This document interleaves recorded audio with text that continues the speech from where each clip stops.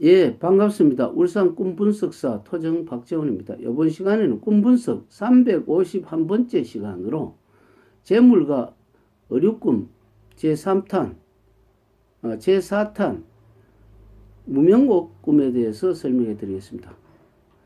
이번에 351번째 시간은 무명옷이라는 것은 우리는 목화를 가지고 만든 옷을 무명옷이라고 볼 수가 있죠.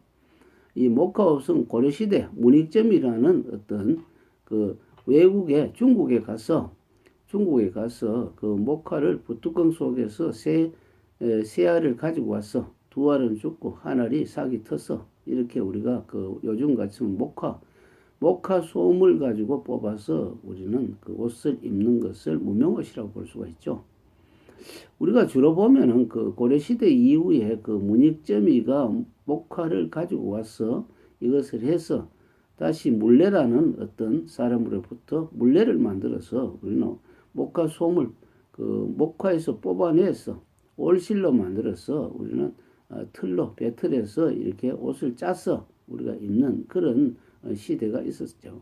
그래서 조선시대 같은 경우에는 그 무명옷이 활발해져서 무명옷은 옷뿐 아니죠.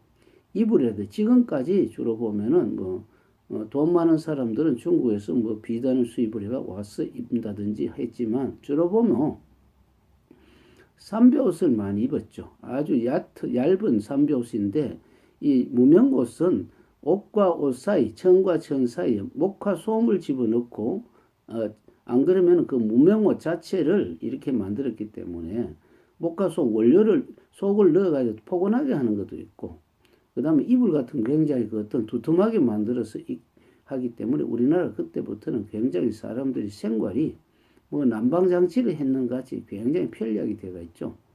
그래서 무명옷은 굉장히 포근하기로 유명하죠. 그래서 꿈속에 무명옷을 자기가 입었다 했을 때는 자기가 가난하고 아주 힘든 사람은 앞으로 굉장히 경제가 조금 삶이 펴지요. 무명옷이라는 것은 따뜻하기 때문에 이것이 아주 자기에게는 윤택한 생활이 약속이 되는 것 같습니다. 그런데 만약에 겨울이라든지 가을이라든지 봄은 무명옷은 그런 대로 괜찮지만은 만약에 이것이 이제 그 여름일 경우에는 덥죠. 더울 때도 그때는 무명옷을 입을 수밖에 없지만 만약에 아주 두툼한 무명옷을 입고 있다. 그러면 철에 맞지 않죠. 그러니까 너무 어떤 면에서는 과분한 거죠.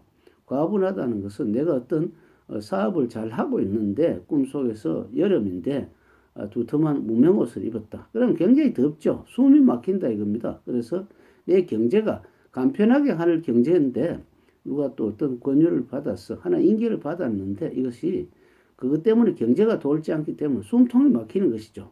그래서 우리는 항상 해몽을 할 때 좋다 나쁘다 이분법이 아니고 내 상황이 좋을 때는 무명옷은 그러나 아무리 무명옷이라 하더라도 좋을 때라도 겨울이라든지 초가을이라든지 안 그러면은 초봄 같은 경우는 어떻습니까?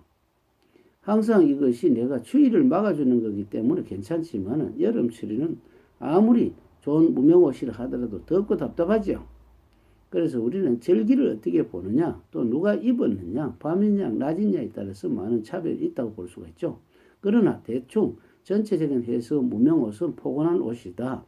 옷을 받았을기나 사거나 안 그러면은 여러 가지 길에서 많이 주었다 하더라도 이것은 좋다고 이렇게 볼 수가 있습니다.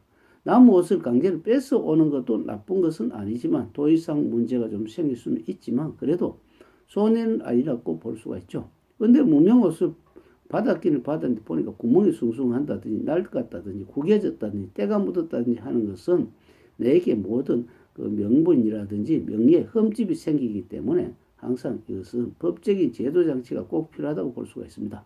그 다음 시간에는 그 누더기 옷에 대해 설명하겠습니다. 감사합니다.